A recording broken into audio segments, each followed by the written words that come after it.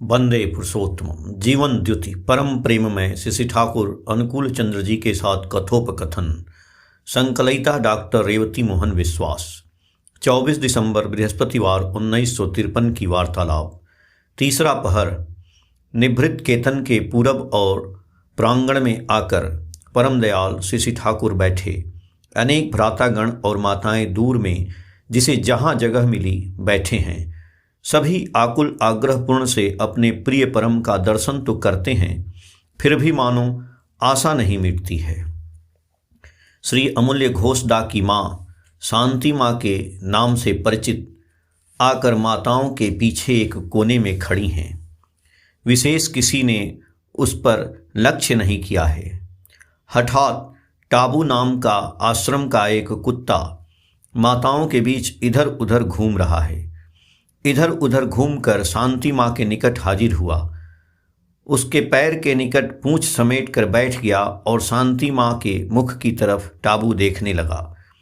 प्रतिदिन ही टाबू ऐसा करता था। शांति माँ को लावे का लडुआ और निमकी की टीन सहित आश्रम में आते देखकर ही टाबू उनके पीछे लग जाता था। थोड़ा लडुआ या अन्य कोई खाने की चीज जब तक नहीं दे पाती हैं तब तक किसी भी हालत में वह उन्हें नहीं छोड़ता था। पीछे पीछे घूमने लगता था और बीच बीच में उनका पैर जकड़ कर धर लेता था।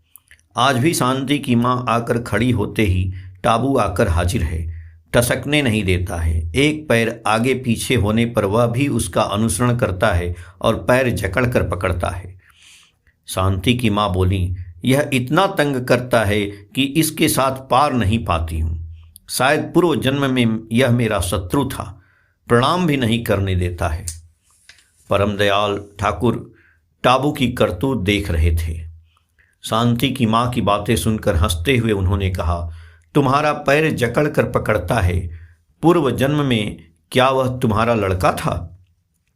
शांति की माँ बोली, क्या जानूं, वह जो भी रहे मुझे परेशान करके छोड़ा है। यह मानो मेरा कर्म फल है। आपको पाई हूँ किंतु कुछ भी तो नहीं कर सकी। कर्म फल नहीं कटा। मेरी किसी चीज के लिए कोई आशा आकांक्षा नहीं थी। भगवान भी नहीं चाहती हूँ, पर सद्गुरु पाने की वासना थी, वह वासना पूर्ण हुई है। आपको सद्गुरु के रूप में पाई हूँ।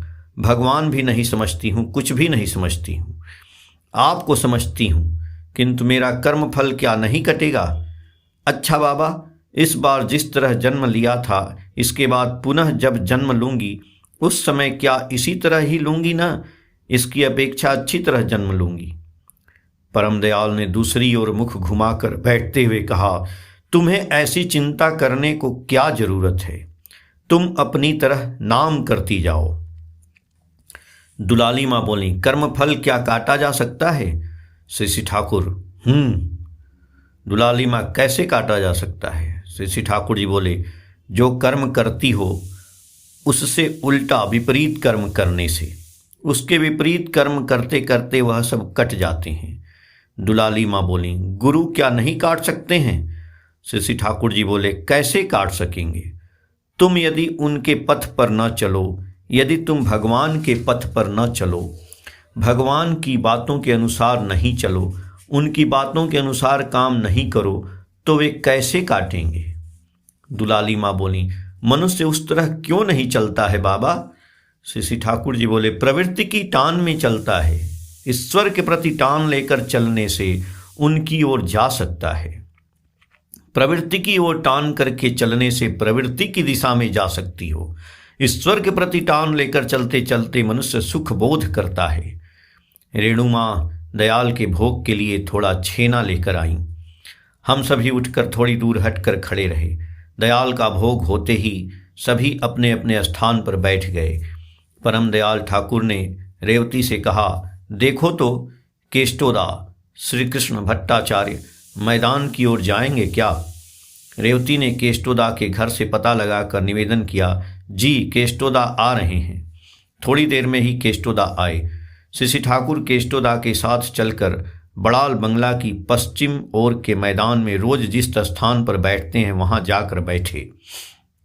भक्त वृंद भी उनके साथ मैदान में आकर थोड़ी दूर में खड़े खड़े उनका दर्शन करने लगे। परम दयाल ने केष्टोदा के साथ बहुत देर तक एकांत में बातें की। संध्या का अंधेरा दूर हुआ। धीरे धीरे कृष्णा द्वितीया के चाँद की रोशनी से आश्रम परिवेश चमक उठा। दयाल ठाकुर मैदान से लौटकर निभृत केतन की पूरब ओर के प्रांगण में चौकी पर बैठे। लक्ष्मी माँ की माँ थोड़ी कड़ी सुपारी के साथ लौंग का टुकड़ा दयाल ठाकुर के हाथ में देकर उनके लिए तंबाकू भरने चली गईं। दयाल ने मुख में सुपारी डालकर कहा, क्या रे लौंग नहीं दिया? लक्षणों की माँ, सुपारी के साथ में ही दिया जो। शिशि ठाकुर बोले, कहाँ? मैं तो नहीं देखता हूँ, मुख में तो नहीं है, देखो तो। अपना मुख उन्होंने खोला। लक्षणों की माँ ने टार्च से देखा, दयाल के मुख में लौंग नहीं है। दयाल ठाकुर छाती तथा पेट के कपड़े में ढूंढने लगे कि कहाँ गिरा है। कहीं भी नहीं मिला। अपनी कौंची का कपड़ा खोल दिया, उठकर खड़े हो गए। सरल शिशु के समान कातर भाव में कहने लगे, देखो, अच्छी तरह से देखो तो कहाँ गिरा। कच्छ खोल कर देखो, कपड़े में तो चला नहीं गया। कपड़े को ढीला करके अच्छी तरह से झाड़ा गया, फिर भी नहीं मिला। अनेकों ही खोजने लगे। दयाल एक बार इसके मुख की तरफ और दूसरी बार दूसरे के मुख की ओर देखते हैं। सभी के दिल में यह बात उठने लगी कि लौंग का टुकड़ा नहीं मिलने से बड़ा ही मुश्किल होगा।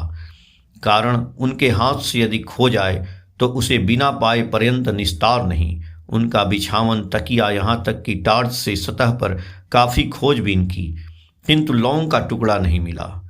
प्रिय खिलौना खो जाने से जिस प्रकार शिशु अस्वस्थ बोध करता है, उसी प्रकार दयाल अस्वस्थ बोध कर रहे हैं। बार बार शवों की तरफ घूम घूम कर देखते हैं और कहते हैं, कहाँ गया रे? लक्षणों की माँ ने कहा, मैंने तो भीगे हाथ से सुपारी और लौंग का टुकड़ा दिया था। शायद लौंग का टुकड़ा मेरे हाथ में ही अटक कर रह गया होगा, आपके हाथ में गिरा ही नहीं। सभी ने यही अनुमान ठीक करके एक वाक्य में कहा, यही होगा। भीगे हाथ के साथ लटका रहा, आपके हाथ में गिरा नहीं। दयाल ठाकुर स्वयं किंतु खोजते रहे, निश्चिंत नहीं हुए हैं। खोजते खोजते थोड़ा पाकर लौंग का फूल जैसा प्रतीत हुआ। कहा, देखो तो इतना थोड़ा लौंग था। दो एक व्यक्ति ने उसे हाथ में लेकर देखते हुए कहा, हाँ यही तो मिल गया, आपके हाथ में नहीं गिरा था। दयाल ने कहा, अब क्या होगा? हाय बर हो गया। पुनराय दूसरा एक टुकड़ा लौंग दयाल के हाथ में दिया गया। दयाल उसे मुख में डालकर बिछावन पर बैठे बैठे तंबाकू पीने लगे। बाद में उन्होंने वाणी दी। रेवती ने वाणी की श्रुति लिपि कर ली। 7 दिसंबर 1980 के पेज संख्या 10 से 12 तक। जय गुरु।